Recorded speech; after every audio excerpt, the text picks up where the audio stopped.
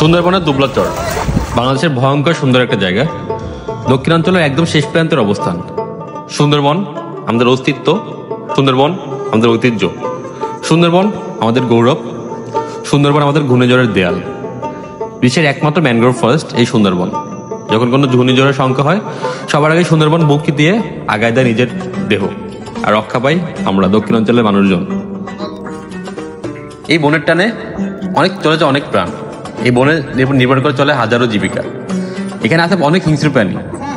তারপরে মানুষ তাদের মায়া ত্যাগ করে এই জঙ্গলে ছুটে যায় ভালোবাসার টানে, জীবিকার সন্ধানে। এই সুন্দরবনে পাওয়া যায় প্রচুর মাছ। এখানে অহরহ প্রচুর মাছ ধরা পড়ে, যার কারণে সুন্দরবনের দক্ষিণ অঞ্চলে একদম শেষ প্রান্তে দুবলাচরে গড়ে ওঠে বিশাল শুটকি পল্লী। এখানে বছরের 6 মাস চলে শুটকির মহাকর্মযজ্ঞ। আশেপাশের লোকজন এখানে চলে আসে শুটকি তৈরির কাজে।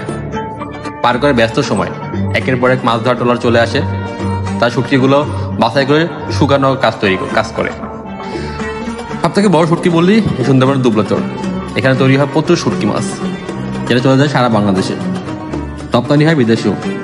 এই অঞ্চলের লোকের জীবনযাপন অদ্ভুত রকমের সুন্দর। এদের নেই কোনো অভিযোগ, নেই কোনো চাহিদা। এরা সকাল সন্ধ্যা কাজ করে, সকালে কাজ শুরু করে, সন্ধ্যা শেষ করে। এরা যুদ্ধ করে টিকে আছে জীবনযাপনের জন্য। এরা প্রতিনিয়ত যুদ্ধ করে প্রকৃতির সাথে টিকে আছে এই লবণাক্ত ভূমিতে। সুন্দরবনের মায়ায়, জীবনের মায়া ত্যাগ করে কিন্তু তারা এই জঙ্গলে নির্ভর করে। এখানে নেই কোনো বিদ্যুৎ সুবিধা, নেই কোনো নেটওয়ার্ক, নেই কোনো পানির ব্যবস্থা বা আধুনিক কোনো সুবিধা কিন্তু এই জঙ্গলে পাওয়া যায় না।